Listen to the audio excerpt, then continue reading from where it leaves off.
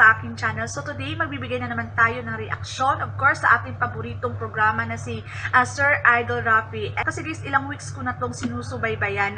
May part 2, part 3, part 4. Talagang hindi ko to pinapalampas. And of course, sino ba ang hindi nakakilala sa babaeng itong si Sherlyn Gerasta? O diba, gusto niyang magpasikat. O ayan. Yung last video na napanood ko guys, talagang akala ko kasi na magiging okay sila. Kasi nga diba, nung time na yun, parang nasinapian pa si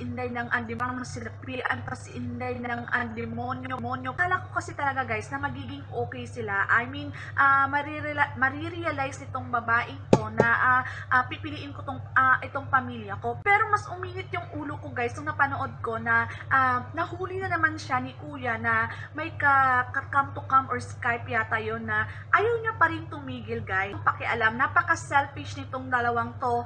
Si Sherlyn talaga, wala na talaga siyang pakialam guys, especially sa mga anak niya, hindi siya naaawa. Si Kuya naman, kung parang siya pa yung may ganang mambanta. Kung ikaw engineer ka, professional ka, diba? So, hindi mo naman, alam mong ikaw yung taong nakasakit doon kay Kuya. Ikaw yung dahilan kung bakit nakasira ng relasyon ng pagsasama nila. Parang ikaw pa yung galit, ka may ganang manumbat na kesyo na yung asawa na bakit yung babae yung nag-abroad, nagtrabaho. Diba? Wala kang karapatan na magsalita ng ganyan. Akala mo kung sino. Ito naman si engineer ko, no, kung magbanta ka, para kang ikaw pa yung inagrabyado. Hindi mo ba naisip na ikaw yung dahilan kung bakit nasira yung pagsasama ng dalawang to? Kayong dalawa, may paglalagyan rin kayo. I mean, I believe in karma, guys. So ngayon, nasa inyo panahon nyo to, pero time will come, hindi kayo magiging masaya dahil alam nyo may inapakan kayong tao. At ikaw, Sherlyn Gerasta, 5 anak ito, 5. Pinagpalit mo sa lalaking yan.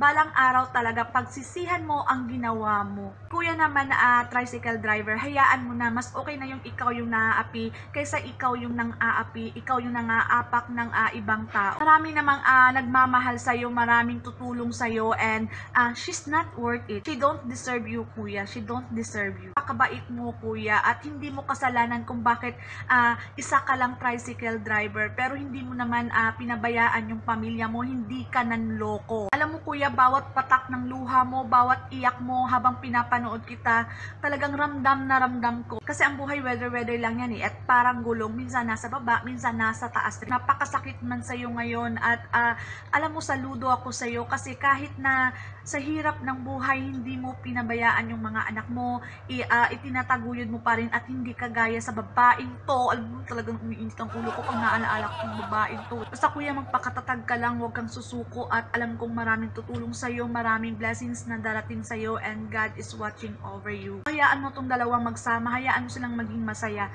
Darating ang time, Kuya, darating ang time. Hihiwalay din kayo. So guys, balita ko, meron na daw yatang trabaho si Kuya sa barangay. I'm not sure, basta may inialok daw sa kanyang trabaho. And bibigyan sana siya ng tricycle ni Idol Rafi, pero meron na daw nagbigay na isang concerned citizen. So ayun, may tricycle na si Kuya pang kabuhayan, and bibigyan siya ni Idol, binigyan na yata siya ni Idol Rafi ng 100,000 pesos. So meron na siyang savings, guys. So diba, ang bait-bait lang ni Idol Rafi. So talagang maaasahan talaga ng mga naaapi. Kaya idol na idol ko yung programa nyo, Idol. So that's all for today, guys. At kung gusto nyo palang magpa-shoutout, just comment down below. I need to end this video now, guys. Just always remember, think positive and bawal ang nega. Bye!